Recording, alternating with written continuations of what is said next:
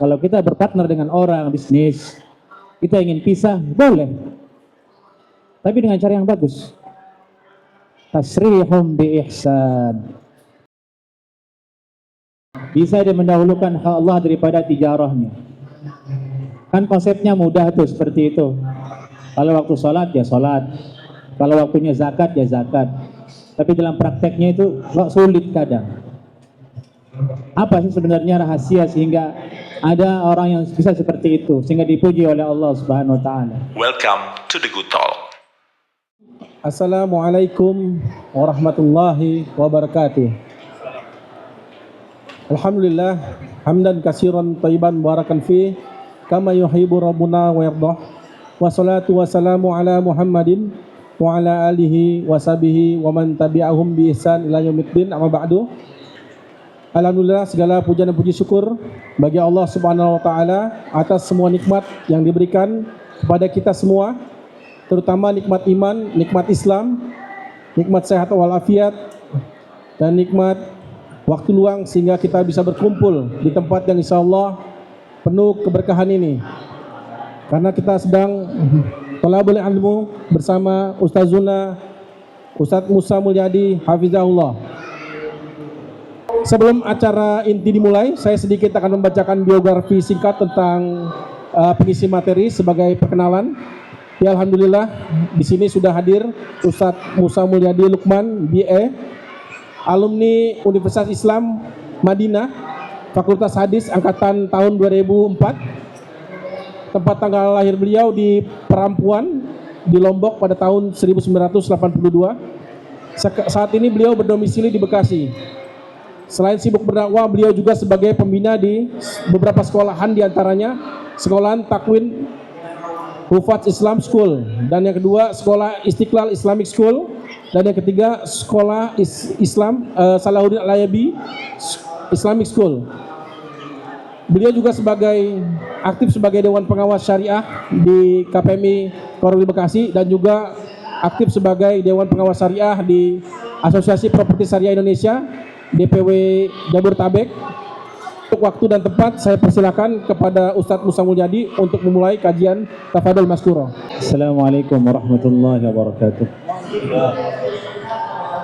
Innal hamdalillah nahmaduhu wa nasta'inuhu wa nastaghfiruh wa na'udzu billahi min shururi anfusina wa min sayyiati a'malina. May yahdihillahu fala mudilla lahu wa may yudlil fala hadiya lahu. أشهد أن لا إله إلا الله وحده لا شريك له وأشهد أن محمدا عبده ورسوله لا نبي ولا رسول بعده أما بعد. Baik, bapak-bapak dan hadirin wal hadirat, afani Allah wa iyyakum ajmain. Tema kita tentang berkahnya tijarah. Nah, keberkahan tijarah, keberkahan bisnis dan kemudahannya. Kalau kita bicara tentang berkah dalam bisnis, di situ ada dua kata, ada bisnis, ada berkah. Bisnis itu adalah salah satu cara mendatangkan rizki. Tijarah bahasa Arabnya. Artinya di luar bisnis itu ada cara lain untuk mendapatkan rezeki. Tidak selalu dengan bisnis. Dari itu dalam syariat ada banyak akad yang dihalalkan. Di antaranya adalah ada akad menjadi karyawan, disebut dengan ijarah. Ada akad sewa menyewa. Ada akad terhadap manafi', manfaat-manfaat. Ada akad pinjam meminjam.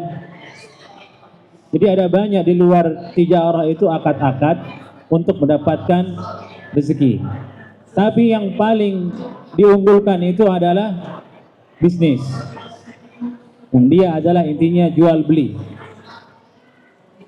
dan itulah yang dilakukan Nabi SAW.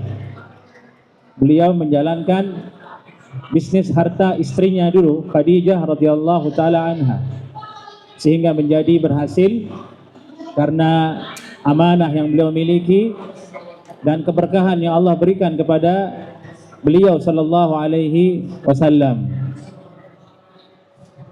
Kemudian yang kedua berkah. Berkah ini kalimat dalam syariat, datang dari syariat. Bahkan ada dalam Al-Quran, Allah berfirman tentang Nabi Isa alaihissalam, wa ja'alani mubarakan aynama kuntu, dan Allah telah menjadikan saya diberkati, berkah bermanfaat dimanapun saya berada. Berkah itu maksudnya, kata ulama, ada berapa faktor unsur di dalamnya sehingga dikatakan berkah. Satu, ayyadum, yakni sesuatu itu menetap, konsisten, maka itu berkah namanya. Jika ada pada suatu barang, ada pada suatu usaha, ada pada suatu kegiatan, jika bisa terus menerus, yadum, berarti berkah. La yang qati', tidak terputus. Yang kedua, faktor yang ada dalam berkah itu adalah ayyanmu, berkembang. Ini dua hal yang paling inti dalam kalimat berkah, berkembang dan konsisten. Dan itu pula yang diinginkan oleh para pengusaha, oleh insan yang berjuang mencari rezeki dalam jalan bisnis. Bagaimana caranya bisnis itu berkembang. Yang kedua, ayyadum, konsisten. Dari itu pula kemudian kata berkah itu lekat dalam semua hal, bukan hanya pada usaha. Misalnya ilmu yang berkah. Ilmu yang berkah itu maksudnya ilmu yang berkembang, dia pahami dan bisa mengembangkan pengetahuannya, berkembang dalam bentuk amalan, ayyadum, kemudian tidak hilang, konsisten, dia ingat, dia hafalkan, dia pahami dan dia mengerti tentang ilmu tersebut. Itu makna berkah. Bahkan keluarga pun disebut berkah. Ini keluarga yang berkah. Keluarga berkah itu seperti apa? Ayyadum, terus menerus, tidak terjadi perceraian, tidak putus. Ayyanmu, berkembang dari hubungan suami istri, pernikahan yang halal tersebut lahirlah anak, keturunan. Itu namanya berkah. Dan kita berharap juga kegiatan kita di hari ini berkah, seperti kegiatan live fire, kegiatan cash, kegiatan KPMI, semoga diberkahi oleh Allah Subhanahu wa taala. Dan yang paling penting itu adalah diri kita supaya diberkati oleh Allah Subhanahu wa taala, usia kita, waktu kita diberkati oleh Allah Subhanahu wa taala, yakni usia kita diisi dengan yang bermanfaat, taat kepada Allah Subhanahu wa taala dan istiqamah di atasnya. Baik, ini mukaddimah tentang makna berkah dan bisnis. Lalu kita ingin tahu bahwasanya orang yang berbisnis itu kadang dia diberikan taufik oleh Allah tapi tidak berkah. Taufik maksudnya dalam usahanya lancar, sesuai dengan prosedur sebab musabab, bisa menghasilkan banyak pundi-pundi keuangan tapi tidak berkah. Yang kedua, ada orang yang tidak diberkati oleh Allah Subhanahu wa taala sehingga usahanya itu macet terus, gagal terus. Ya coba ini gagal, itu gagal, ini gagal. Berarti belum diberi taufik oleh Allah Subhanahu wa taala. Dalam keadaan seperti itu seorang muslim tidak boleh berputus asa. Dia terus mencari mana dia kira-kira sisi usaha yang cocok untuk dirinya, yang Allah sudah tentukan jalannya dia untuk mendapatkan rezeki tersebut. Dan yang ketiga adalah ada orang yang memiliki kedua-duanya. Allah berkati dan Allah berikan taufik. Usahanya lancar, bisnisnya itu berjalan sesuai dengan perencanaan, sesuai dengan konsep yang diinginkan, yang dicita-citakan. Itu taufik dari Allah. Di samping itu juga Allah berkati usahanya terus menerus berkembang. Nah, inilah yang diinginkan oleh semua orang, diinginkan oleh semua kita. usaha yang berkembang dan konsisten terus berjalan. Bagaimana caranya kita bisa meraih hal ini? Dalam hal ini untuk jawabannya adalah kita bisa melihat jabaran para ulama yang mereka ambil dari hadis-hadis Nabi Sallallahu Alaihi Wasallam. Yang pertama itu adalah hendaklah bisnis itu sifatnya halal. Ini harga mati. Supaya Allah berikan keberkahan, maka harus halal. Berarti dia jauhi perkara-perkara yang mengandung keharaman di dalamnya, baik dari segi barang yang dijual maupun dari segi akadnya. Dari barang misalnya dia menjual khamar, dia menjual babi, dia menjual tayangan-tayangan yang isinya adalah yang diharamkan oleh Allah.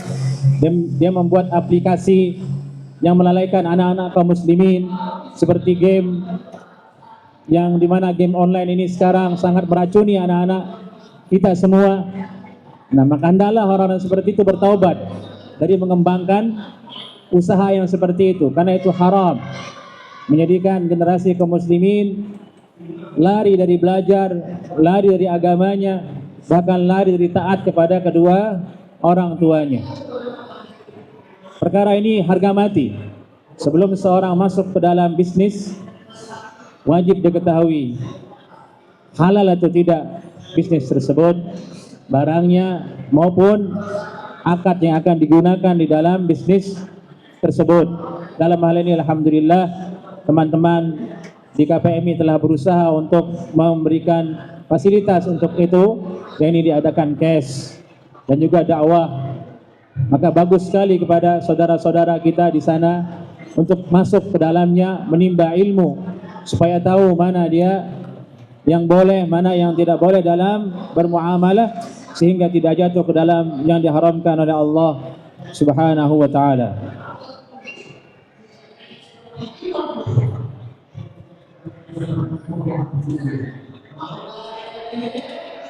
Nabi sallallahu alaihi wasallam bersabda, "Man ya'khudha malan bihaqqihi yubarak lahu fihi, wa man ya'khudh malan bighairi haqqihi famathaluhu kamathalil ladzi ya'kul wa la yashba'."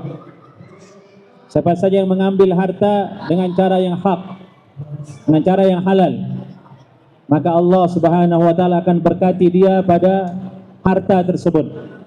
yakni bisnisnya halal, cara mendapatkannya halal, maka Allah akan berkati. Ini janji Nabi sallallahu alaihi wasallam. Wa may ya'khudh malan bighairi haqqih. Siapa yang mengambil harta dengan tanpa haknya.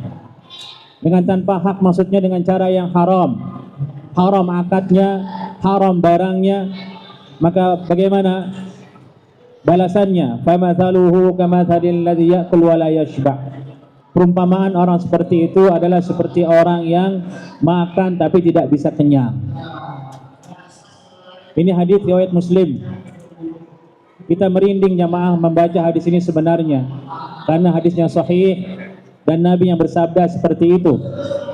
Perumpamaan orang yang mengambil harta, menjalankan bisnis dengan cara yang haram, dapat dia harta diberikan oleh Allah tapi tidak bisa kenyang. Tidak bisa kenyang batinnya.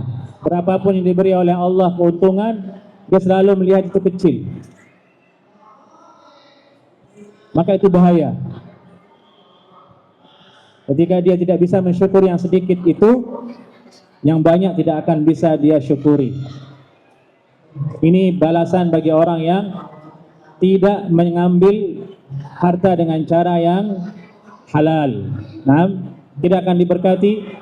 Dan bentuk tidak berkahnya itu adalah tidak pernah merasa cukup.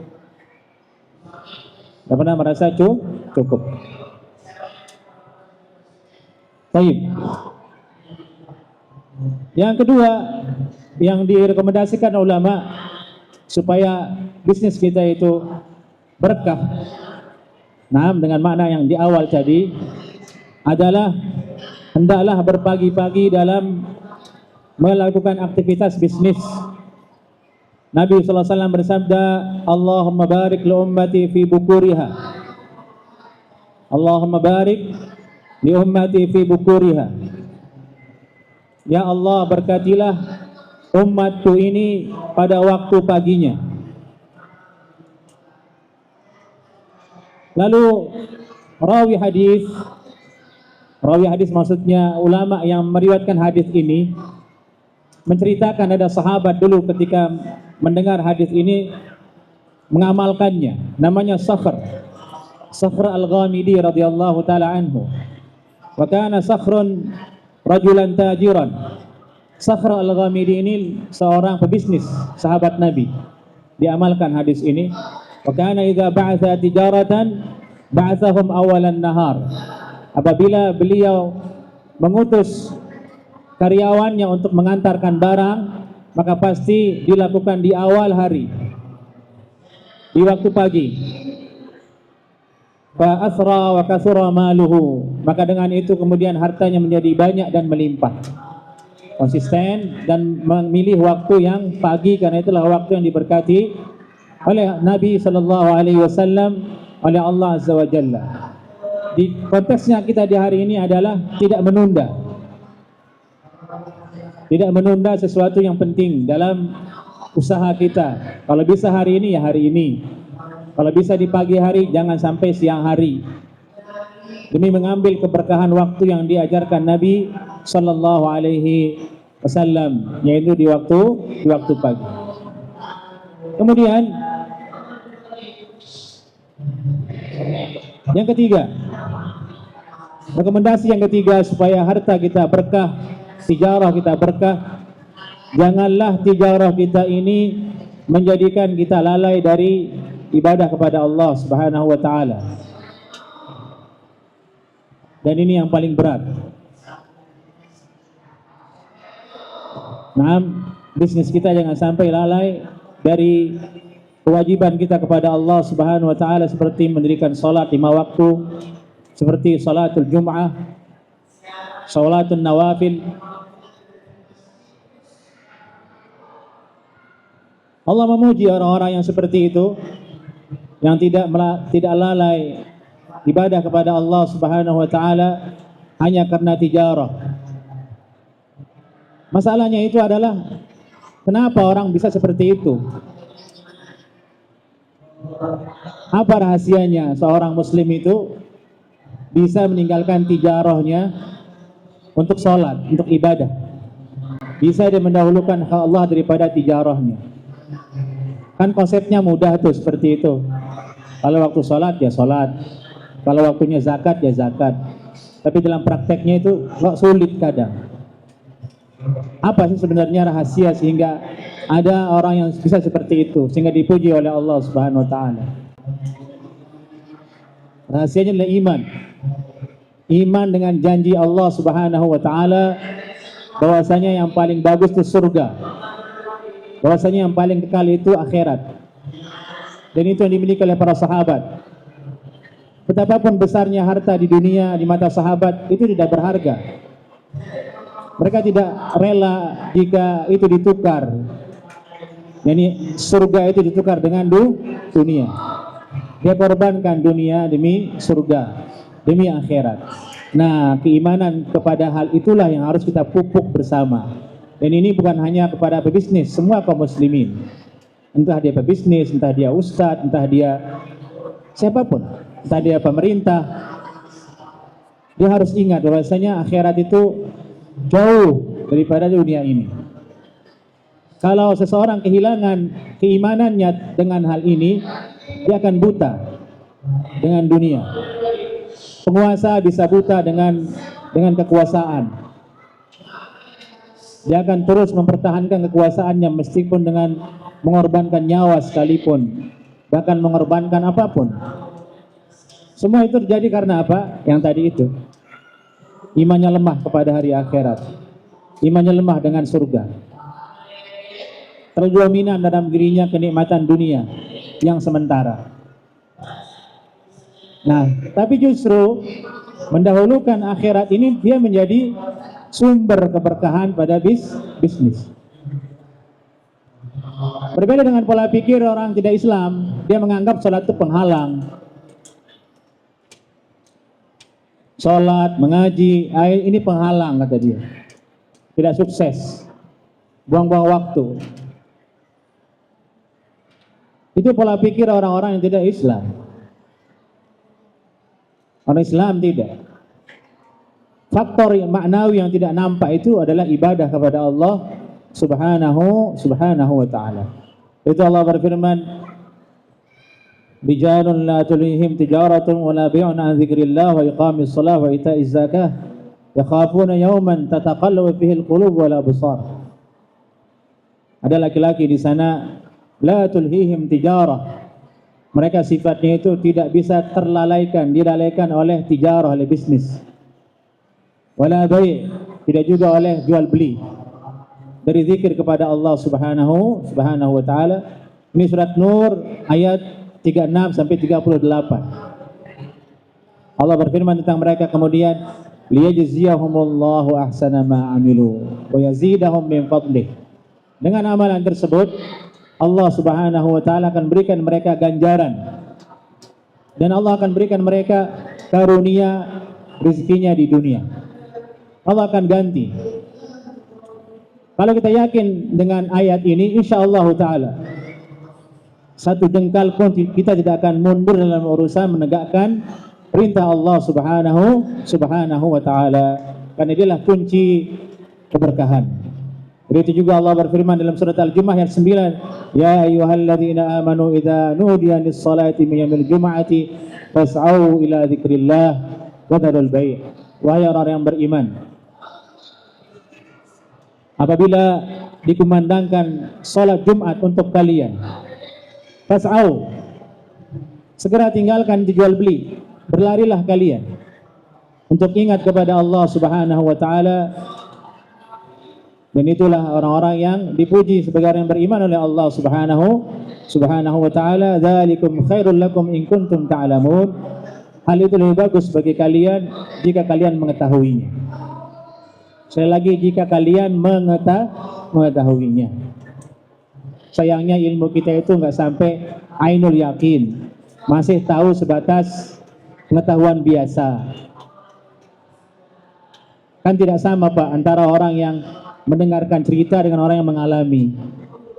Contoh misalnya, saya cerita tentang poligami, ya beda dengan orang yang mengalaminya seperti beliau misal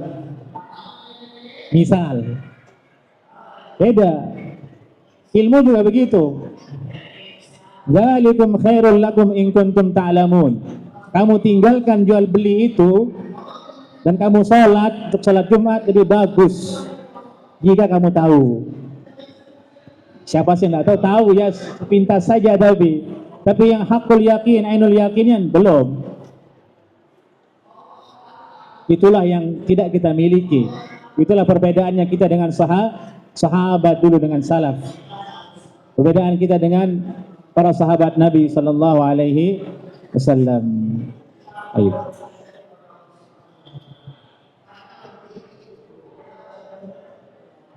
Kemudian hal yang direkomendasikan ulama berikutnya supaya bisnis kita itu berkah, yakni hendaklah menjadi pribadi yang samahah, berdamai dalam jual beli. Samahah maksudnya itu memposisikan diri sebagai pihak yang mengalah. Itu arti samahah. Nah ini misalnya kita beli barang seharganya 59.000, kembalian 1.000 rupiah kan susah. Masa iya kita menunggu sampai 1 jam? Yang jualan juga susah, dapat dari mana 1.000? Ya sudahlah, ikhlaskan saja. Samahah. Sudah 1.000-nya buat Anda. 1.000 rupiah tapi ya, bukan 1 miliar kalau tulang lagi. Samahah. Posisinya kita ya sudah sama. Tidak bertele-tele, tidak memberatkan orang lain. Ini disukai oleh Nabi Shallallahu Alaihi Wasallam dan mendatangkan keberkahan. Bagaimana bentuk keberkahannya itu? nama kita jadi bagus di dunia pasar. Tuh si fulan baik orangnya kalau jual beli, nggak pernah rewel, nggak pernah bikin masalah. Pelanggan datang nggak? Datang, Pak. Coba kalau Anda dikenal sebagai pedagang yang rewel, wah kabur orang. Ngasih plastik nggak mau misalnya, kabur sebenarnya. Sekarang kebalik ya, penjual gorengan lebih sama daripada mat-mat yang canggih itu. Kalau penjual gorengan ngasih plastik nggak? Free kasih plastik. Yang dalam-dalam itu megah-megah itu bayar, Pak. La ilaha illallah. Kampanyenya anti plastik tapi semua barangnya plastik. Lelucon yang dibuatkan kepada kita. Itu gambarannya.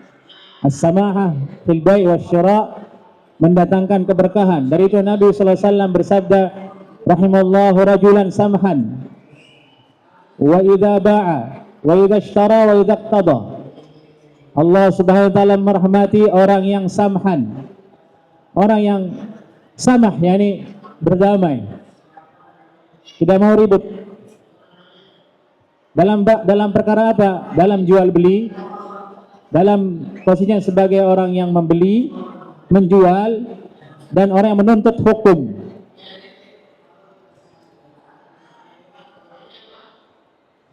Tidak pernah dia menjadikan orang lain itu tersudut dalam hal jual beli dan yang lainnya.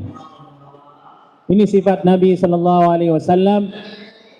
Toleransinya dengan bisnis adalah nama baik, citra yang bagus, sehingga orang mudah untuk datang kepada kita yang berjual beli. Dan ini sekali lagi terbukti ya jemaah, penjual yang mudah dalam transaksinya itu pasti banyak pelanggannya, memudahkan orang lain. Parkirnya bagus, senang enggak orang datang? Senang datang. Samhan namanya juga itu. Barangnya dijaga kualitasnya, samhan juga namanya. Mempermudah orang lain. Ini yang keberapa tadi, Pak Haji? Ketiga ya? Keempat ya? Baik. Kemudian berikutnya adalah as-sadaqatu wal infaq fi sabilillah. Perkara yang bisa mendatangkan keberkahan dalam bisnis kita itu adalah bisnis kita dibarengi dengan berinfak di jalan Allah Subhanahu wa taala. Ini dengan dasar sabda Nabi sallallahu alaihi wasallam dari Qais bin Abi Ghazrah radhiyallahu taala anhu qala Nabi sallallahu alaihi wasallam ya ma'syarat tujjar innal bai'a yahduruhu al-laghu wal halif fashubuhu bis sadaqah. Wahai orang-orang yang pelaku bisnis dan usaha, sabda Nabi, ya ma'syarat tujjar, wahai orang-orang yang menjalankan bisnis dan usaha, sesungguhnya jual beli usaha kalian ini kadang tidak lepas dari namanya permainan, tidak lepas dari namanya sumpah. Zaman Nabi namanya sumpah. Alat orang Arab yang digunakan untuk melariskan jualannya itu sumpah. Karena orang Arab menghormati sumpah. Kalau orang mengatakan wallahi, sudah dia percaya, tidak mau lagi dia. Itu nama Allah yang disebut. Kalau orang Indonesia enggak. Bilang wallahi juga tidak mempan, mushaf di kepalanya juga nggak masalah. Kalau orang Arab, meskipun dia jahat, dibilang wallahi demi Allah, ya sudah. Dia nyebut nama Allah, itu urusan dia. Orang percaya. Nah, itu senjata dia dijual beli. Wallahi ini barang bagus, wallahi ini barang saya kualitasnya bagus. Pembeli ya, dia bersumpah bahwa nama Allah, saya percaya. Artinya ada yang disembunyikan di barangnya. Nah, jual beli tidak bisa lepas dari hal seperti itu. Kita manusia tidak sempurna. Ada titik-titik yang tidak sempurna, ada titik-titik yang kita kurang di situ, yang mesti kita perbaiki. Nah, obatnya apa? Disuruh sedekah. Nabi SAW bersabda, "Fasyubuhu bis sadaqah." Maka guyurlah dia, putihkan dia dengan sedekah. Berinfak dari keuntungan yang kita peroleh. Dan ini sesuai dengan firman Allah Subhanahu wa taala, "Innal hasanat yudhibnas sayyi'at." Sungguhnya kebaikan-kebaikan itu menghapuskan keburukan-keburukan. Tapi dengan komitmen kita tidak akan mengulangi lagi keburukan tersebut, bertaubat darinya, menjauh darinya. Insya Allah dengan begitu tijarah kita diberkati oleh Allah Subhanahu wa taala dengan cara yang tidak kita duga-duga. Dan orang yang paling wajib kita sedekahi itu orang dekat kita. Istri kita, anak kita, orang tua kita, karyawan kita, orang-orang dekat kita. Jangan yang jauh-jauh. Sedekah ke Palestina jauh banget, Pak. Tetangganya juga miskin. Boleh, tapi jangan lupakan yang dekat. Perlu, tapi jangan lupakan yang dekat. Karena sebagian orang, naudzubillah min dzalik, ke orang lain itu dia loyal, ke anak istrinya tidak mau. Itu bahaya. Pasti istrinya tidak ridho, pasti anaknya tidak ridho ke dia. Maka yang paling mesti kita infakkan harta kita dalam usaha kita yang berhasil, bisnis kita itu adalah orang yang ada di sekitar kita. Kemudian Nabi SAW juga bersabda, "Ya ma'syarat tujjar, inna syaitan wal ithma yahduranil bai'." Wahai para bisnis, wahai orang yang jual beli, sungguhnya setan itu hadir di majelis jual beli. Dari itu pasar itu disebut sebagai tempat yang paling tidak bagus. Dari itu di hadis disebutkan, jadilah engkau orang yang paling terakhir masuk pasar dan paling cepat keluar darinya. Kenapa? Ya tadi itu, setan ada di situ untuk memancing orang menipu daya dan lain sebagainya dalam jual beli. Maka perkara ini kan tidak mungkin dihindari. Pasar harus berjalan. Ya bukan maksud Nabi bahwasanya pasar tutup, nanti kaum muslimin makan di mana. Maksudnya itu adalah hindari perbuatan yang buruk tersebut. Jangan ada transaksi yang buruk di dalamnya. Kalaupun terjadi, fasyubuhu bis sadaqah, putihkan dia dengan sedekah. Baik. Kita jadi ingat momen di hari ini, banyak saudara kita di Sumatera di sana itu menerima bencana musibah oleh Allah. Ini para pedagang di sini, silakan bersedekah, infakkan harta Anda melalui media-media yang sudah ditetapkan oleh panitia di sini. Insyaallah taala itu bagian dari upaya kita untuk menjalankan perintah Allah Subhanahu wa taala supaya jual beli kita diberkahi oleh Allah Subhanahu wa taala.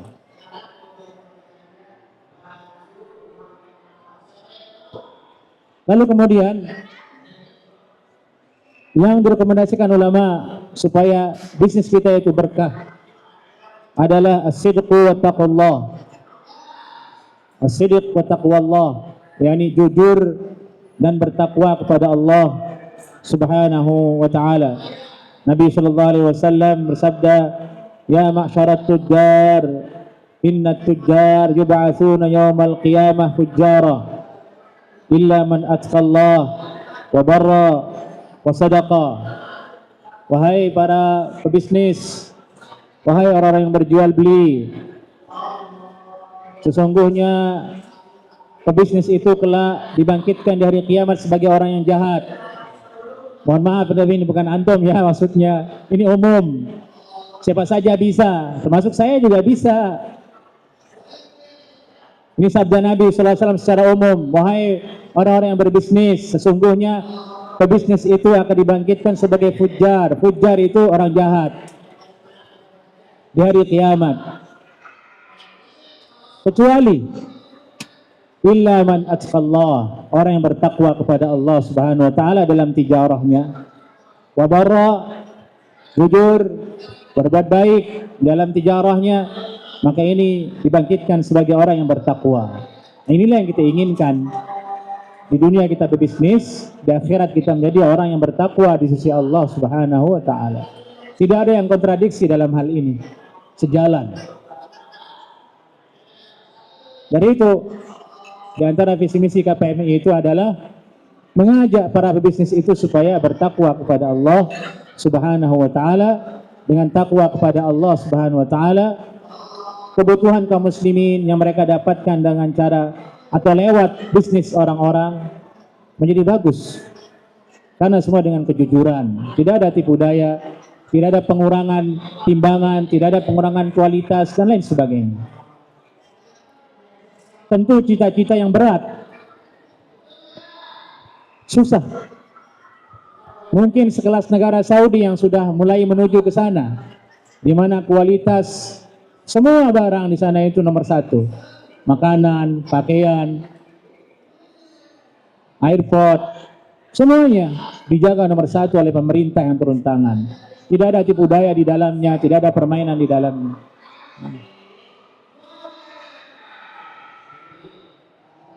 Nabi SAW juga bersabda, al-bay'ani bil khiyar ma lam yatafarraqa fa in saddaqa wa bayyana burika lahuma fi bay'ihima.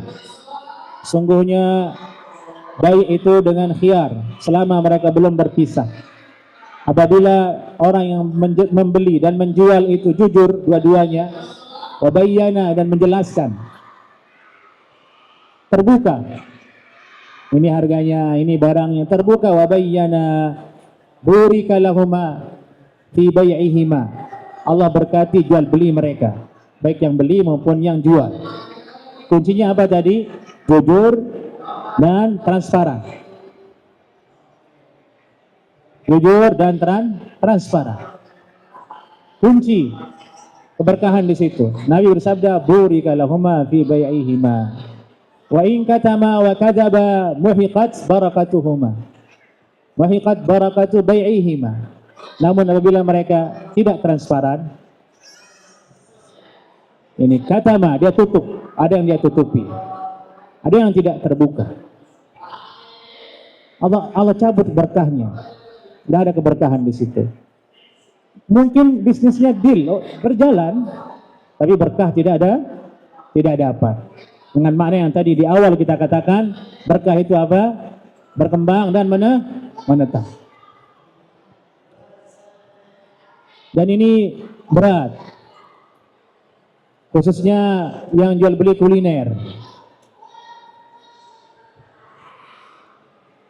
Ujiannya orang jual kuliner di situ. Antum kalau misalnya tahu nasi itu nasi kemarin, antum beli nggak, Pak? Nggak dibeli, Ustaz. Enggak dibeli. Tapi adakah ada penjual yang mengatakan ini nasi kemarin? Enggak ada, Pak. Yang bilang nasi kemarin itu cuma istri kita doang di rumah. Mas, ini nasi kemarin, rice cooker. Kita suami bilang apa? Udah nggak usah. Katam, ditutup. Dari itu nasihat kami kepada yang berjual beli kuliner, ya berusaha semampunya untuk terbuka. Tulis saja ini nasi kemarin dimasak. Yang beli alhamdulillah, enggak juga enggak apa-apa. Yang penting udah dikasih tahu. Kalau dia beli alhamdulillah. Enggak ya, enggak masalah. Sanggup enggak kita itu? Enggak ada sanggup. Ini kabur semua. Subhanallah jamaah. Artinya menjalankan agama ini yang berat itu di situ. Bukan pada saat pertama, bukan pada hadir kajian, itu semua orang bisa, Pak. Orang yang tatoan itu bisa datang ke masjid itu salat. Tapi dalam perkara seperti itu hanya orang-orang terpilih.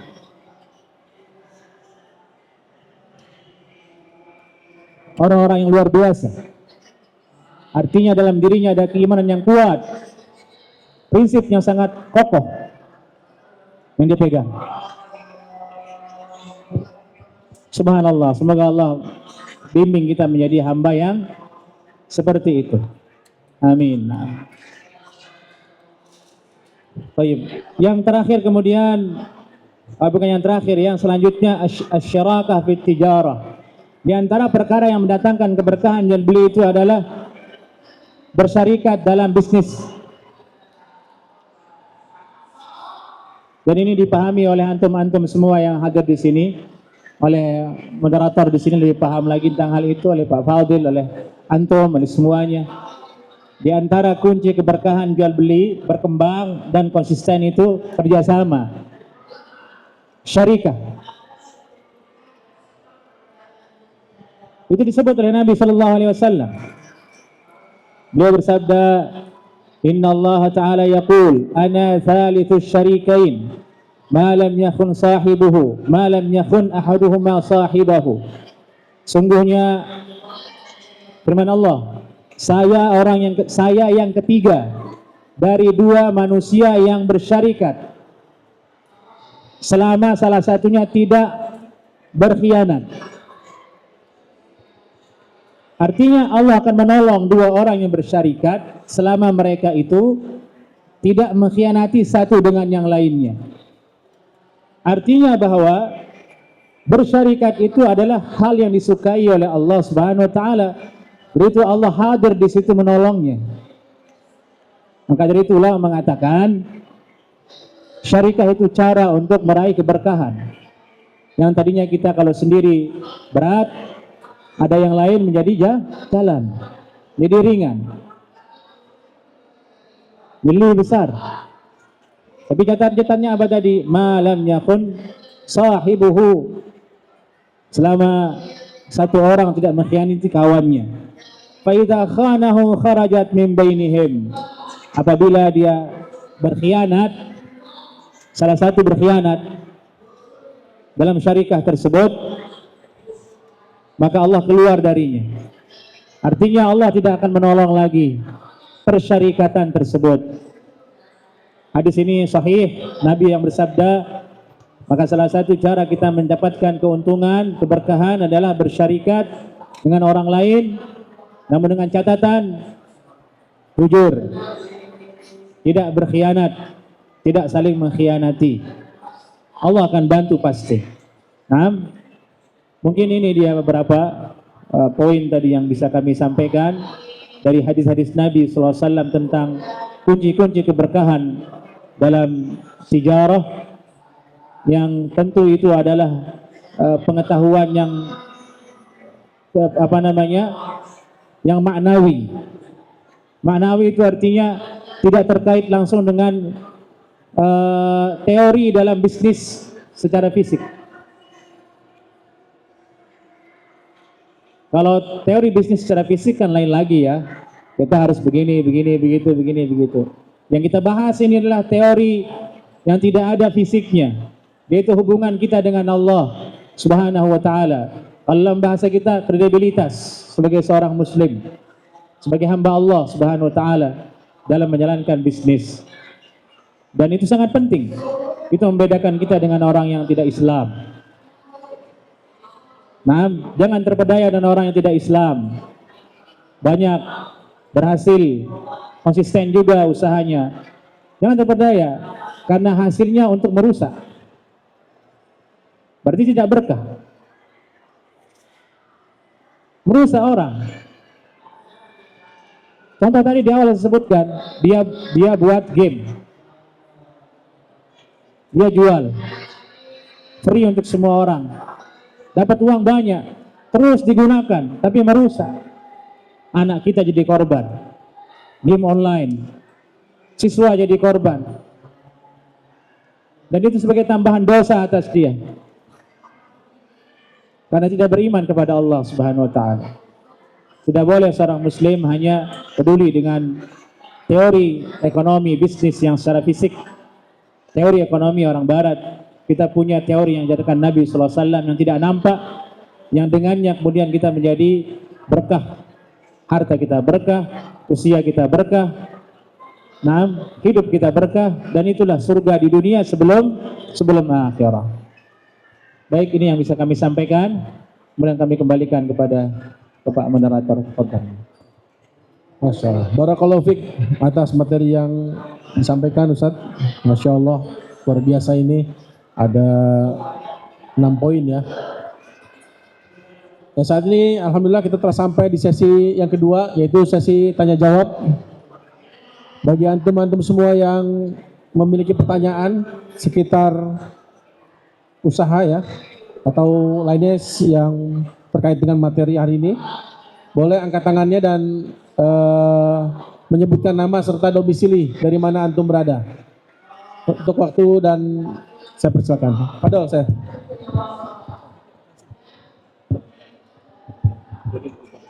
Baik, bismillahirrahmanirrahim. Assalamualaikum warahmatullahi wabarakatuh. Waalaikumsalam warahmatullahi wabarakatuh. Mohon izin Ustaz, Ana ada 2 pertanyaan terkait muamalah. Afwan, nama antum siapa, diperkenalkan dulu. Oh ya, mohon izin, nama saya Muhammad Febi Rosito, domisili saya di Serang, Banten. Saya ingin bertanya 2 pertanyaan. Yang pertama adalah terkait sumber uang bisnis. Saya sudah menjalankan bisnis yang memang akad di awal itu modalnya dari pinjaman bank, Ustaz. Saya kembangkan sampai saat ini alhamdulillah usaha itu berjalan dengan baik, bahkan dari segi penjualan juga meningkat. Tapi ketika mendengar materi tadi Ustaz, saya terasa aduh, ini sumbernya tidak baik gitu tuh. Pertanyaannya adalah apakah yang sudah saya jalani ini sudah berjalan dan berlanjut ini saya harus berhenti atau tinggalkan, atau saya terus lanjutkan Ustaz? Saya punya usaha jual toko sembako kelontongan. Itu yang pertama. Satu dulu ya. Oh, oke. Baik. Satu, pinjaman ke bank. Pinjaman itu sebenarnya akad yang boleh pada dasarnya. Nah, disebut dengan qard dalam bahasa Arab, dalam fikih. Hanya saja sebagian bank itu menjalankan pinjaman yang berbunga. Itu yang menjadi masalah. Nah, itu yang menjadi masalah. Itu disebut dengan riba, akad riba. Bagaimana caranya kemudian sudah terlanjur berusaha? Allah sebutkan dalam Al-Quran, jika seorang ingin bertaubat dari muamalah riba, wa in tubtum falakum ru'usu amwalikum la tadlimun wa la tudlamun. Jika kalian bertaubat kepada Allah dari muamalah dan akad riba tersebut, maka bagi kalian adalah pokok dari hartamu.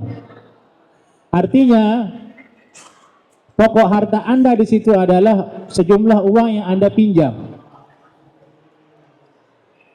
Yang riba adalah bunga yang dia tarik.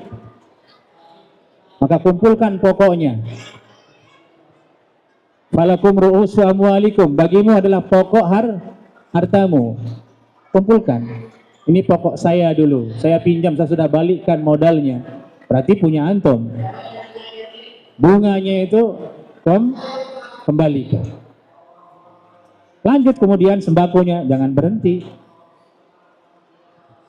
Nah, ini kajian bukan nyuruh orang berhenti, Pak. Nanti susah nanti. Barakallahu fiik. Baik Ustaz. Mungkin Ustaz, alternatif lainnya bisa juga menggunakan akad jual beli Ustaz ya, terhadap modal-modal sembako tadi itu Ustaz ya. Jadi Allah mengharamkan riba tapi juga menghalalkan jual beli Ustaz ya. Mungkin bisa sebagai solusi juga Ustaz ya buat dia Ustaz. Padahal Ustaz, pertanyaan kedua. Oke, baik. Barakallahu fiik Ustaz atas jawabannya. Yang kedua adalah saya sudah beberapa kali berbisnis mencoba dengan berpartner Ustaz. Cuma memang pada akhirnya perjalanan itu berakhir tidak baik. Tadi kan Ustaz di akhir materi itu bilang kita perlu kerjasama. Nah, apa yang salah dari saya ketika saya berbisnis itu dengan berpartner, tapi ujungnya selalu tidak baik Ustaz. Akhirnya yang tadi kita berteman, bersahabat, ujungnya menjadi ya tadi clash lah gitu Ustaz. La haula wala quwata illa billah. Baik. Ini masalah yang sering terjadi dan ada sebabnya. Sebabnya itu satu, syaitan. Di mana ada dua orang bersyarikah, perkumpulan orang baik-baik, pasti banyak setan yang niup-niup supaya mereka bubar. Pasti. Bahkan yang paling diincar setan itu adalah rumah tangga. Orang sudah halal suami istri, digoda bagaimana caranya supaya bubar ini rumah tangga.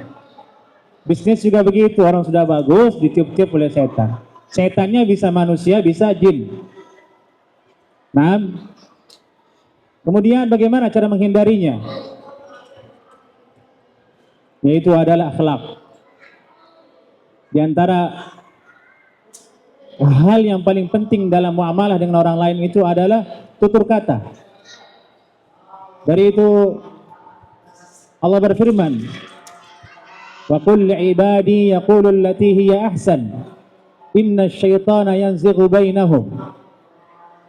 Wahai Nabi, katakanlah kepada hamba-hambaku agar berkata dengan kalimat yang terbaik, yang terbagus dalam bermuamalah dengan orang lain, apalagi kawan kita bisnis. Kenapa disuruh begitu oleh Allah? Kenapa bukan yang lain diperbaiki tapi komunikasi? Karena itulah pokoknya komunikasi yang bagus. Dan itu betul. Lihat saja kalau komunikasi tidak bagus, misalnya suami istri itu nyolot, pasti tengkar tuh sama suaminya. Atau sebaliknya, suami yang nyolot pasti marah tuh istrinya. Mertua nyolot ke menantu, ribet lagi itu. Menantu juga nyolot ke mertua, pasti ribet. Allah suruh perbaiki itu dulu. Inna yaqulu allati hiya ahsan. Ungkapkan narasi yang terbagus. Inna syaitana yanzighu bainahum. Sesungguhnya syaitan itu yanzighu bainahum.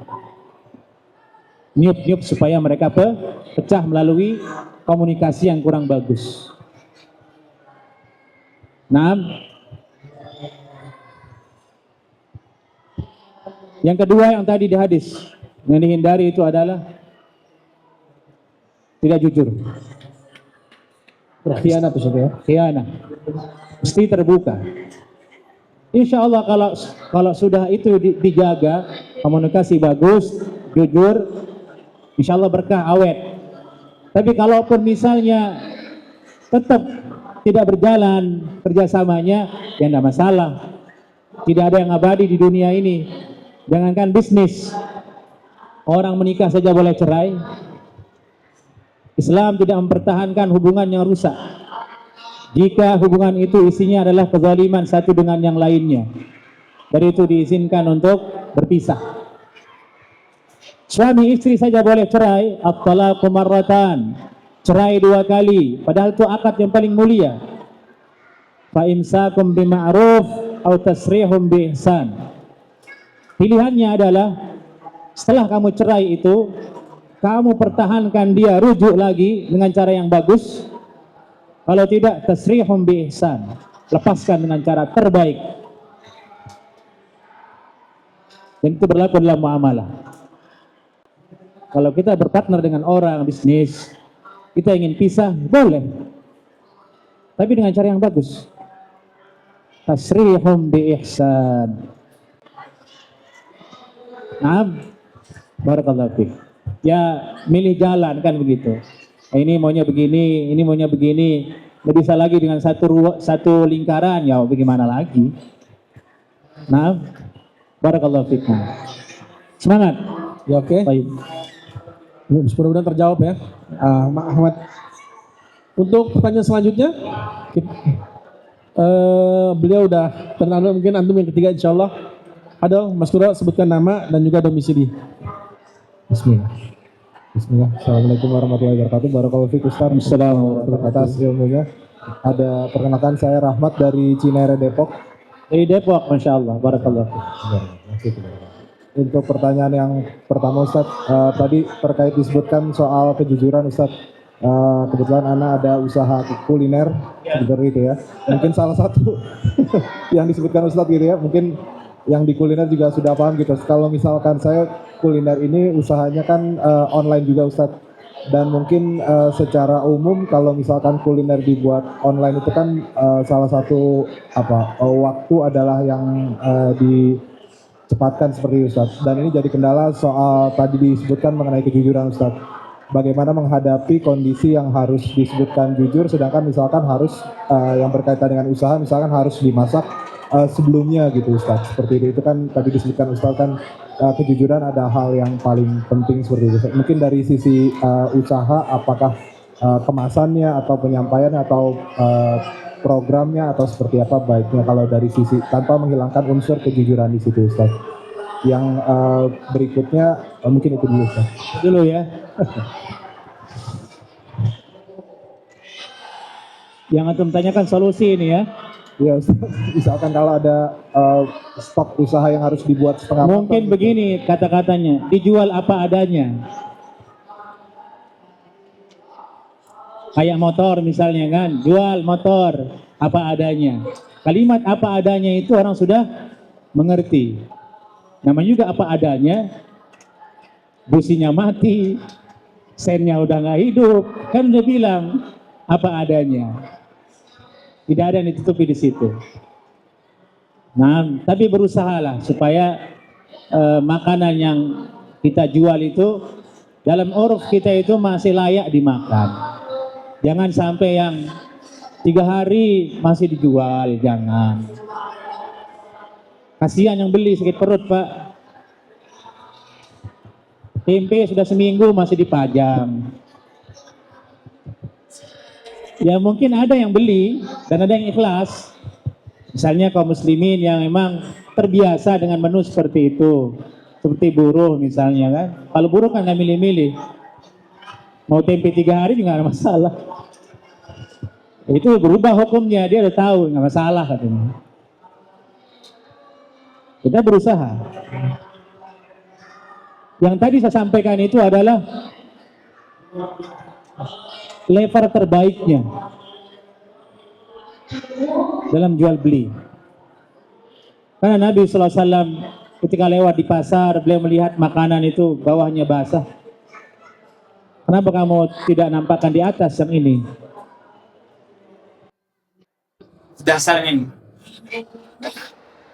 nampakkan, artinya kalau makanan sudah sehari ya nampakkan ini yang kemarin, ini yang hari ini. Ada yang beli alhamdulillah, tidak ada yang ternak, pasti Allah ganti, pasti bertahan saja dengan cara seperti itu, pasti diganti semua. Allah. Pertanyaan kedua atau cuma langsung? Ustaz, saya nambahkan Ustaz, bagaimana kalau tadi usaha kuliner misalnya para perusahaan itu nggak mau rugi Ustaz. Nah, benar Allah ayam yang disajikan misalnya jatuh Ustaz, dia bersihkan karena masih kondisi bisa dibilang layak lah gitu tempatnya. Belum 5 menit. Itu apakah kita harus jujur juga Ustaz menyampaikan itu atau kita biarkan saja Ustaz? Harus jujur. Ini jatuh berarti 5 menit. Patokannya diri kita. Standar kita mau tidak? Yang menjual itu kira-kira kita yang menjual ada ayam jatuh di menit. Standar level normalnya mau tidak? Kan nggak mau. Jangan. Harus jujur. Ini luar biasa ini. Dari itu makanan mahal sebenarnya. Antum yang pernah ke Saudi kan tahu makanan mahal harganya. Itu pemerintah turun tangan. Makanan yang lebih dari sehari disidak sama pemerintah. Dibuang. Itu yang kita lihat dibuang-buang. Tidak layak dimakan orang sana. Kalau di kita kan tidak ada yang ngurusin itu. Yang diurusin politik terus. Yang kualitas enggak. Jadi itulah kita kenal ada kopi, tapi bukan kopi. Ini kopi asli ya. Alhamdulillah. Iya, ya. Nah, kayak gitu-gitu. Barakallahu. Jadi rusak jadinya, banyaknya rusak gara-gara itu, kualitas rusak gara-gara itu. Sektor kuliner terutama ya, menggiurkan menguntungkan. Tapi kalau ada kuliner yang jujur seperti itu dan bagus dan ngasih tarif yang mahal, datang orang. Orang yang punya uang kadang tidak melihat uang, dia lihat kualitasnya. Ya seperti itu peluang usaha juga itu. Antum naikkan level usahanya, tidak jual ke yang fresh di sini. Insya Allah datang. Insya Allah. Makanya dikenal pasar fresh, padahal nggak fresh. Baik, teman-teman ya, semoga kita kemunculan dari KPP ya, usaha-usaha yang jujur dan beramanah. Amin. Oke, kita kasih kesempatan lagi untuk pertanyaan ketiga, Kak Hadul, untuk dengan Madong Adok Sianto. Bismillahirrahmanirrahim. Assalamualaikum warahmatullahi wabarakatuh. Perkenalkan, nama Ana Dodi dari Bogor. Ahlan wasahlan. Ya Ustaz. Masih. Anak pribadi bukan pelaku berusaha. Saat ini masih sebagai pekerja swasta, Ustaz. Tahu 2 tahun belakangan ini terpikir terus untuk pengen usaha. Bahkan beberapa teman itu coba ngajak ya. Cuman keraguannya itu karena katanya usaha itu mesti bakat, harus ya begitulah. Beberapa kali coba join karena tadi ada keraguan, ada ketidakyakinan, atau mungkin terjunnya tidak langsung monitoring langsung. Jadi ada beberapa kali karena sempat chaos usahanya. Yang ingin tanya-tanyakan gini, apa yang memotivasi kami yang sebenarnya ingin punya usaha secara ruhiyah itu apa yang memperkuat, selain ada hadis yang mengatakan 9 dari 10 pintu usaha itu dari pedagang semua. Kami tolong diberikan pencerahan sekiranya seperti apa, karena sebenarnya saya pribadi ingin sekali usaha gitu kan. Dulu bercita di usia 40 tahun pengen punya usaha, tapi udah 40 tahun belum punya usaha juga. Misalnya terus. Wallahu alam. Assalamualaikum warahmatullahi wabarakatuh. Ada hadis yang disebutkan oleh Nabi SAW yang dia cukup menjadi motivasi kita untuk maju berusaha. Nabi ditanya, "Ya Rasulullah, ayul kasbi afdal?" yakni mata pencarian apa yang paling afdal bagi saya dan bagi kita, berarti semuanya, para sahabat bertanya. Nabi menjawab, "Amalur rajuli biyadihi." yakni pekerjaan seseorang dengan tangannya. Maksudnya handmade atau industri. Kita produk sesuatu dengan tangan kita sendiri kalau di hari ini. Dari itu Nabi Daud itu tukang kayu. Menunjukkan bahwasanya sektor usaha yang paling bagus itu adalah itu. Amalur rajul biyadihi. Dan kalau sukses di situ ini besar. Yang kita lihat di hari ini terbesar yaitu handphone. Kan terlihat ribuan tangan. Diperbanyak, semua orang beli. Pesawat satu tapi harganya sekian M, sekian triliun. Mobil, motor itu amal rajul biyadihi, industri. Kalau tidak bisa. Yang kedua kemudian babayun mabrur, jual beli yang bagus, yang halal. Yang tadi antum tanyakan itu usaha. Itu yang ada di hadis. Adapun yang antum sebut tadi itu bukan hadis. Nah, ini yang hadis ini. Bai'un mabrur. Jual beli yang mabrur. Bismillah. Allah berfirman, "Fa idza azamta fatawakkal 'ala Allah." Jika kamu telah bulat tekadmu untuk melakukan sesuatu, serahkan kepada Allah hasilnya. Lakukan dengan sebaik-baiknya, hasilnya serahkan kepada Allah Subhanahu wa taala. Bukan dibalik, menyerah kepada Allah lebih dulu, tapi cara berusahanya tidak bagus, salah. Sebaik-baiknya lakukan sesuai dengan prosedur orang jual beli yang tadi kita sebutkan, sesuai yang ada di undang-undang orang jual beli yang maju, yang bagus. Hasilnya serahkan kepada Allah. Idza azamta fatawakkal 'ala Allah. Yang membuat kita ragu itu biasanya membayangkan resiko, dan itu dari syaitan. Dan itu yang terjadi pada orang yang mau poligami. Yang dibayangkan resiko. Dan setelahnya ya resiko juga. Tapi berbeda dengan sebelum dengan sesudah. Jual beli juga begitu, Pak. Resiko yang dibayangin. Ya nggak jadi kita. Sama kayak tadi, saya mau kesini kalau bayangin resiko, macet, rame. Aduh, udah frustasi duluan, nggak jadi dah, datang gitu. Tapi tawakkal 'ala Allah. Semangat. Mulai, bismillah. Jangan tunda. Usia kita terbatas. Terbatas. Tapi ingat, dengan ilmu. Jangan keluar kalau belum tahu ilmunya. Jangan terbangkan oleh ludahnya, apa namanya itu? Motivator.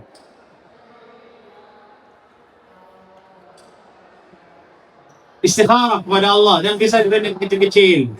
Abdurrahman bin Auf datang pasar kecil-kecilan dulu, jual beli minyak ini dan itu, lama-lama besar. Sebenarnya jual beli itu tidak di sekolah dipelajari, tapi di pasar. Orang yang mencari ilmu jual beli di kuliah itu jadi konsultan, ya hanya konsultan saja, sama aja. Kalau pelaku sekolahnya saling gelodok di sini, dia orang yang hebat. Ya berharap anak kita bisa begitu, nah, agar tidak menggantungkan usahanya itu dengan sekolah. Allahu a'lam. Kaitan juga sebenarnya dari sebagai usaha itu dan betul. Oke, masih ada kesempatan lagi untuk antum dan ada tanya. Ada yang disebutkan dan juga ada mesin.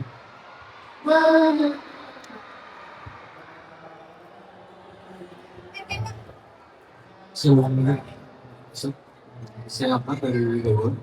Izin bertanya. Misalnya itu sebagai Hindu memulai suatu bar yang untuk penelitiannya itu sebenarnya untuk pakan gitu. Cuman kalau dimakan oleh manusia itu sudah cenderung ke haram. Nah, pembeli punya niatan untuk membeli itu untuk dimakan. Itu sebaiknya kita mengiyakan atau tidak aja.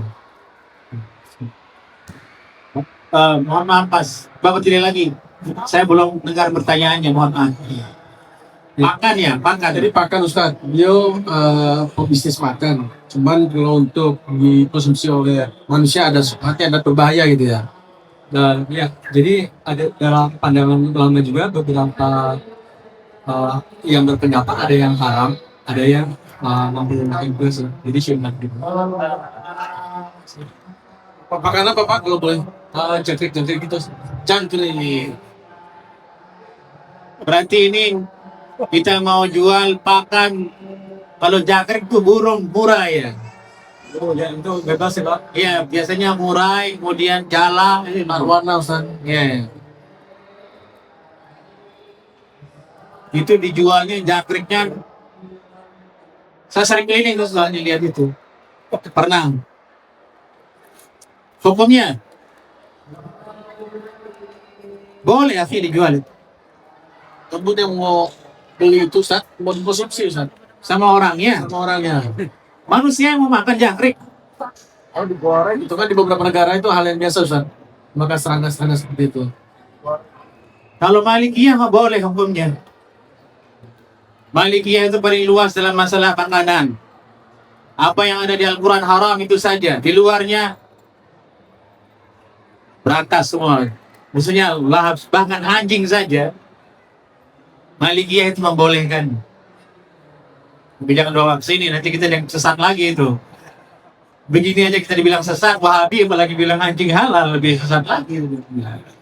Ini dalam bingkai ilmiah, sampai ke anjing saja itu berbeda pendapat. Bagaimana hukum memakannya? Malikiyah itu mengatakan boleh, Syafi'iyah nggak boleh. Jangkrik, Malikiyah boleh. Nah, kemudian di Indonesia itu yang diselisihkan misalnya apa namanya yang di sawah? Iya itu, keong. Menurut kita, keong itu lebih menjijikkan mana? Keong atau jangkrik? Lebih jijik keong kan? Tapi oleh kiai dibolehkan itu. Apalagi jangkrik. Jangkrik itu mirip sebangsa dengan belala. Nah, tapi itu bukan barang yang mutlak haram untuk diperjualbelikan. Nah, silakan lanjut saja jual. Insyaallah taala halal. Yang jual, yang makan juga orang luar bukan kita kan. Barakallah.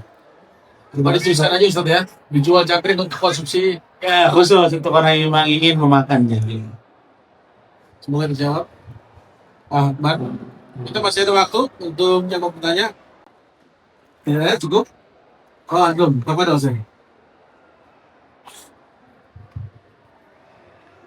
Bismillah, ya pastinya.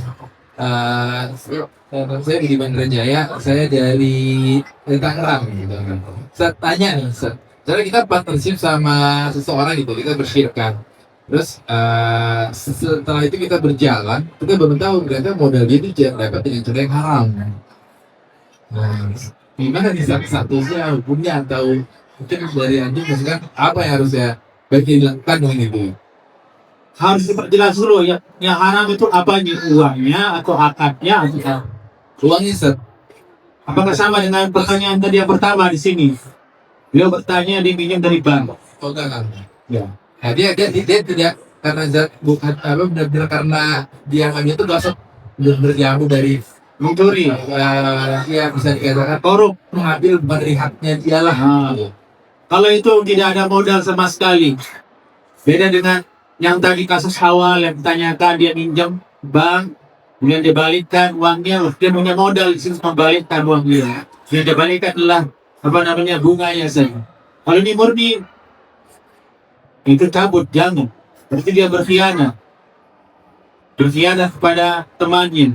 Ini dia memberikan modal usaha berupa barang haram, sementara kawannya halal. Nasihati dia karena Allah supaya bertaubat dan kembali cari modal yang bersih, modal yang halal.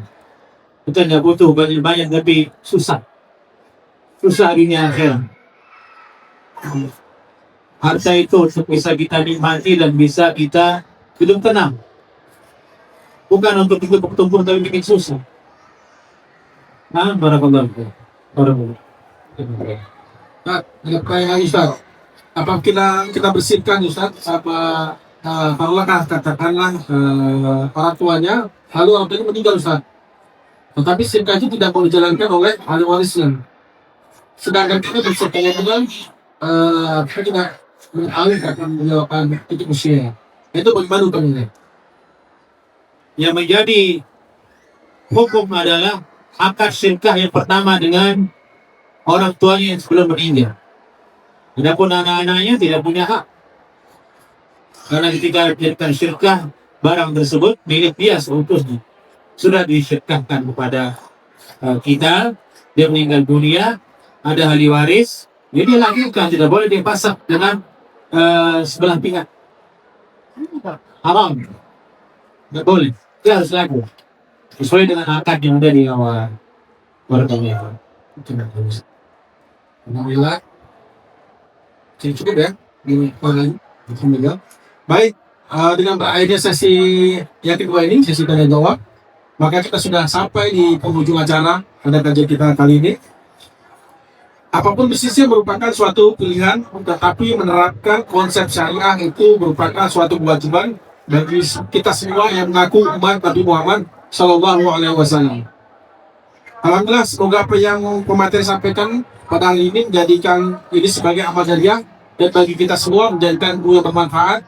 Dan semoga Allah Subhanahu Wa Taala memudahkan kita mengamalkannya dalam kehidupan sehari-hari. Saya Santi Fitriadi selaku moderator pamit undur diri. Wabillahi taufiq wal hidayah. Wassalamualaikum warahmatullahi wabarakatuh.